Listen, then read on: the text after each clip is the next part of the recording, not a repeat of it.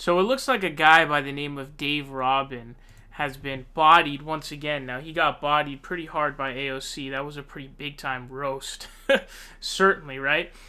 Turns out he's now been completely bodied by a group called GLAAD. They're basically this advocacy group, and they give out awards for like media figures who are part of the LGBTQ community.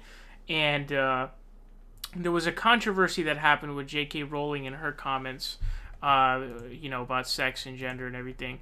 And so GLAAD had sent out a tweet saying, J.K. Rowling has aligned herself with an anti-science ideology that denies the basic humanity of people who are transgender. Trans and non-binary people are not a threat to women, and to imply otherwise puts trans people at risk.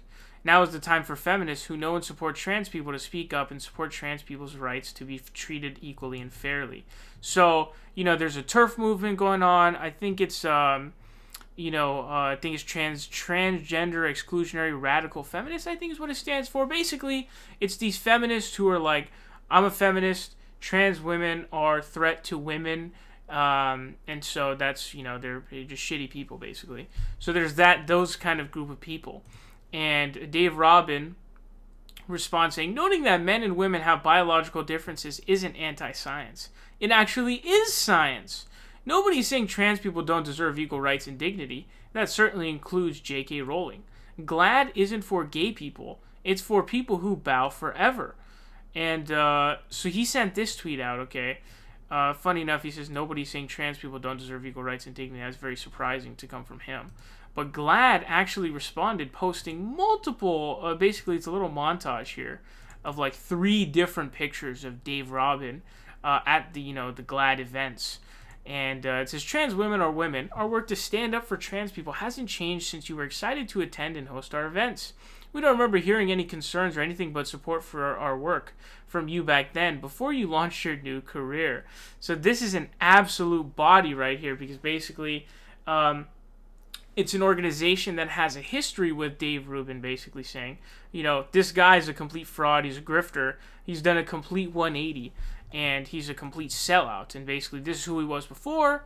He started a new career, started making a lot more money because nobody really cared about him when he was doing, his TYT show. He wasn't really going anywhere. Then he decided on a new career. Now, Mr. Rubin decided to respond. He says, LOL, actually, though, I was a lefty at the time. I used to complain to you guys all the time about how you threw gays under the bus so you could honor D-list celebs who couldn't care less about gay people. Ask Rich, the former PR head. And people were responding, interestingly enough, they were responding to this tweet by linking this tweet from Dave Rubin saying, Adam Carolla attacks trans people. This coming from a guy who was so insecure about his gender, he hosted something called The Man Show.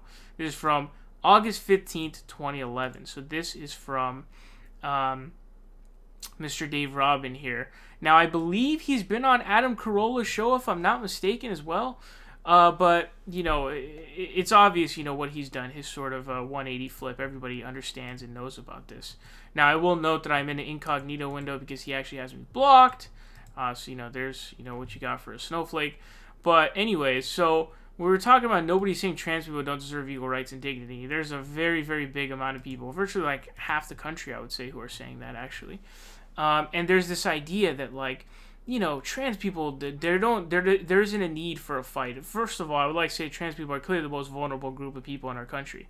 But I had done a story about how the Trump administration was arguing that in the Supreme Court, they're saying no.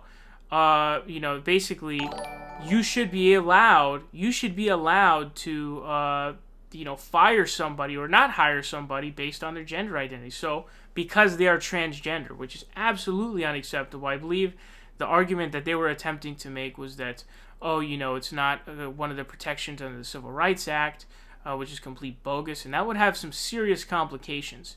And if that were to happen based on that ruling, I mean, you'd have to pass another statute, and then, you'd have to go through that all over again. But there's absolutely a lot of things that, they're being banned from the military, of course. And I remember the Trump administration was attempting to sort of completely erase their identity altogether. If you recall, Caitlyn Jenner, who's a horrible representative for trans people, by the way, I have to tell you. She's the worst representation of trans people. She is the least progressive. She's a Republican. She voted for Donald Trump, then turned on Donald Trump after he was doing shitty things towards trans people. And, she sucks, you know what I'm saying? But my point is, even she had turned on Donald Trump. So that goes to show you, what he has done in this administration.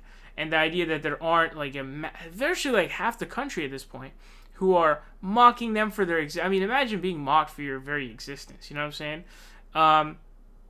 And we're basically, unfortunately, what we're seeing is we're kind of going through the same thing that we've seen with, the fight for gay rights, essentially, right? We're seeing a lot of the same argumentation, and the suicide numbers, I think, are very stupid and people cite even, like, the post-op numbers. Yeah, but the thing is there's obviously a lot of bullying that goes on, and you're not comfortable being in post-op, obviously, even in post-op.